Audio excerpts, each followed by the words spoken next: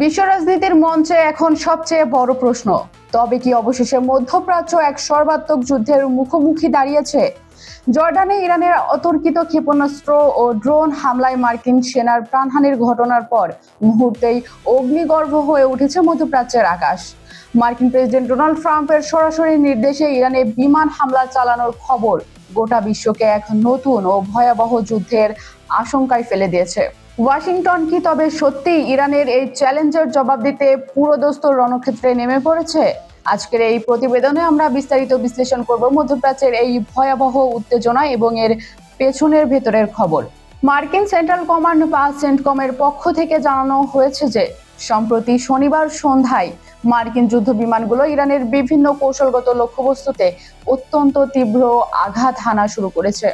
জর্ডানে নিহত মার্কিন সেনা সদস্যদের মৃত্যুর প্রত্যক্ষ প্রতিশোধ নেওয়ার অঙ্গীকার থেকেই ট্রাম্প প্রশাসন এই কঠোর ও ধ্বংসাত্মক সামরিক পদক্ষেপ গ্রহণ করেছে। আকাশপথে এই হামলার তীব্রতা এবং এর দীর্ঘমেয়াদী প্রভাব এখনো পুরোপুরি স্পষ্ট না হলেও এটি যে যুক্তরাষ্ট্র ও ইরানের দীর্ঘদিনের চলে আসা উত্তেজনার এক চরম বিস্ফোরণ তা বলার অপেক্ষা রাখে না।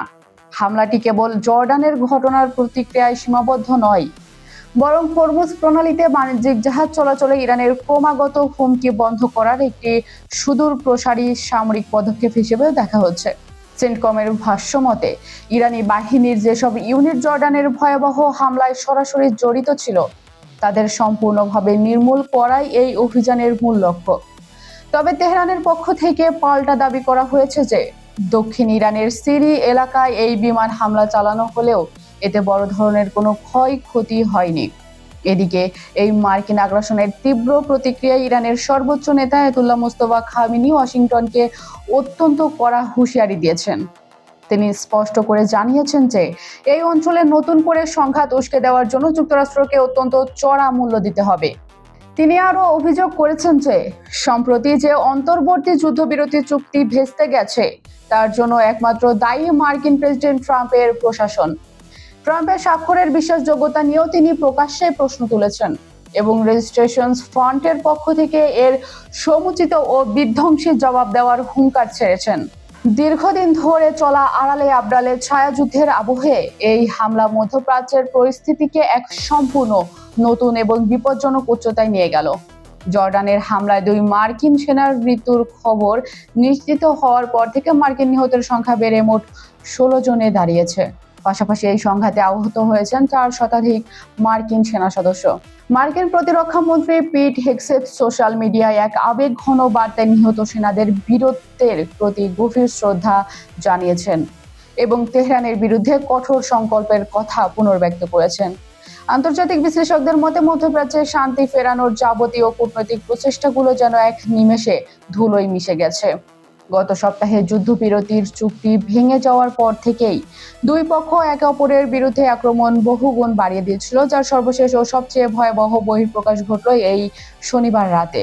পরিস্থিতি আরও জটিল রূপ ধারণ করেছে যখন খবর পাওয়া গেছে যে তেহরান কেবল জর্ডানেই নয়, বরং সৌদি আরব সহ পারস্য উপসাগরীয় অঞ্চলে যুক্তরাষ্ট্রের অন্যান্য মিত্র দেশগুলোকেও লক্ষ্য করে হামলা চালিয়েছে।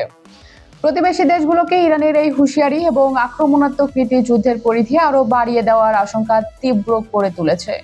একসময় মনে হয়েছিল আলোচনার টেবিলে বসে হয়তো এই জটিল সমস্যার একটি শান্তিপূর্ণ সমাধান সম্ভব, কিন্তু শনিবার রাতের আকাশ কাঁপানো গোলার সেই শব্দ আশার অপমৃত্যু ঘটিয়ে দিয়েছে।